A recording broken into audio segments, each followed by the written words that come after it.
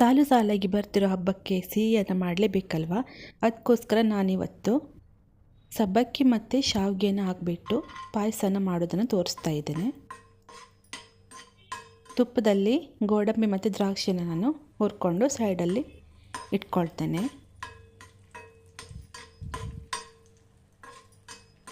ಚೆನ್ನಾಗಿ ಕೆಂಪಗಾದ ಮೇಲೆ ಇದನ್ನು ನಾನು ತೆಗೆದಿಟ್ಕೊಳ್ತಾ ಇದ್ದೇನೆ. ನಂತರ ಇದೇ ತುಪ್ಪದಲ್ಲಿ 2-3 ನೀರಲ್ಲಿ ತೊಳೆದಿಟ್ಟು ತಗೊಂಡ ಸಬ್ಬಕ್ಕಿನ ಹಾಕಿಬಿಟ್ಟು ಒಳ್ಳೆ ರೀತಿ ಫ್ರೈ ಮಾಡ್ತಾ ಇದ್ದೇನೆ. ಇದೇ ತುಪ್ಪದಲ್ಲಿ ಚೆನ್ನಾಗಿ ಘಮ ಬಂದಾಗ ನೀರನ್ನು ಹಾಕಿಬಿಟ್ಟು ಸಬ್ಬಕ್ಕಿಯನ್ನು ಬೇಯೋದಕ್ಕೆ ಬಿಡೋಣ. ನಂತರ ಇದೇ ಸಬ್ಬಕ್ಕಿಯಲ್ಲಿ ರೋಸ್ಟೆಡ್ ಶಾವಿಗೆನ ಹಾಕ್ತಾ ಇದ್ದೇನೆ. ಈ ಶಾವಿಗೆ ಇಲ್ಲ ಅಂದರೆ ತುಪ್ಪದಲ್ಲೇ ನಾರ್ಮಲ್ ಶಾವಿಗೆ ಸಿಗುತ್ತಲ್ಲೋ ಅದನ್ನು ರೋಸ್ಟ್ ಮಾಡಿಬಿಟ್ಟು ಹಾಕ್ಬೋದು. ಎರಡನ್ನು ಬೇಯೋದಕ್ಕೆ ಇಡ್ತೇನೆ. ಈಗ ನಾನು ಅರ್ಧ ಲೀಟರ್ಗಿಂತ ಕಡಿಮೆ ಹಾಲನ್ನು ಹಾಕಿಬಿಟ್ಟು ಪೂರ್ತಿ ಬೇಯೋವರೆಗೂ ಕುದಿಯೋದಕ್ಕೆ ಬಿಡ್ತೇನೆ. ಒಳ್ಳೆ ರೀತಿ ಮಿಕ್ಸ್ ಮಾಡಿ ಕುದಿಯೋದಕ್ಕೆ ಬಿಡಿ, ಇಲ್ಲದಿದ್ದರೆ ತಳತಾಗುತ್ತೆ.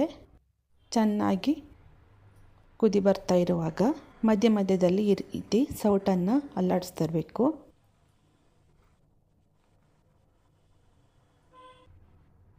ಕೊನೆಯದಾಗಿ ಏಲಕ್ಕಿ ಪುಡಿ ಮತ್ತು ರುಚಿಗೆ ತಕ್ಕಷ್ಟು ಸಿಹಿಯನ್ನು ಎಷ್ಟು ಹಾಕ್ತೀರೋ ನೋಡಿಬಿಟ್ಟು ಹಾಕಿ, ನಾನು ಅರ್ಧ ಕಪ್ಪಷ್ಟು ಸಕ್ಕರೆನ ಹಾಕಿದ್ದೇನೆ.